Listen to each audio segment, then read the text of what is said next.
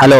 അങ്ങനെ ICC player of the month, അതായത് കഴിഞ്ഞ മാസം player of the month award reveal ചെയ്തിരിക്കുകയാണ്. അപ്പം നമ്മൾ ഇതിന് മുന്നുള്ള വീഡിയോയിൽ പറഞ്ഞ പോലെ നമ്മുടെ സഞ്ജു ബുംറ ഒക്കെ ഷോർട്ട് ലിസ്റ്റിൽ, നോമിനേഷൻ ലിസ്റ്റിൽ വന്ന ഒരു അവാർഡായിരുന്നു ഇത്.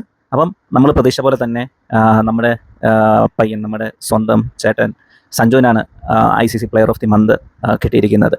അപ്പം ഇതിൻ്റെ വേറൊരു പ്രത്യേകത എന്ന് പറഞ്ഞു കഴിഞ്ഞാൽ, ലാസ്റ്റ് 5 months ആയിട്ട് എനിക്ക് തോന്നുന്നു ഒരു ഇന്ത്യൻ പ്ലെയർ പോലും player of the month award കിട്ടിയിരുന്നില്ല. അപ്പം ആ ഒരു എന്താ പറയുന്ന ഒരു ഇതും കൂടെയാണ് സഞ്ജുവിൻ്റെ അവാർഡ് കൂടി എൻ്റെ ആയിരിക്കുന്നത്. അപ്പം സഞ്ജുവിന് അവാർഡ് കിട്ടിയതിൽ നമുക്കെല്ലാവർക്കും നല്ല സന്തോഷം.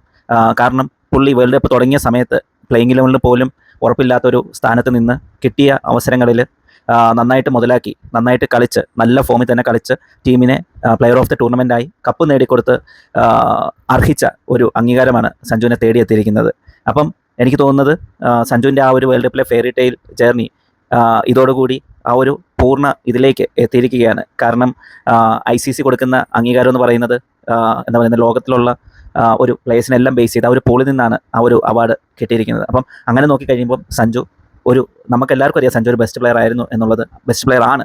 അപ്പം ആ ഒരു ബൂസ്റ്റ് പുള്ളിക്ക് ഇപ്പോൾ ഈ അവാർഡോട് കിട്ടിയിരിക്കുന്ന ഒരു ബൂസ്റ്റ് ചെറുതല്ലാത്തൊരു ബൂസ്റ്റ് അല്ല. പുള്ളിയുടെ ഒരു കോൺഫിഡൻസ് നല്ല രീതിയിൽ തന്നെ വർദ്ധിപ്പിക്കും എന്നുള്ളതിൽ ഒരു സംശയമില്ല. അപ്പം ഇതോടുകൂടി പുള്ളി T20 ടീമിൽ ഒരു സ്ഥിര സാന്നിധ്യമാകട്ടെ എന്നും പ്രാർത്ഥിച്ചുകൊണ്ട് നമുക്ക് നോക്കാം.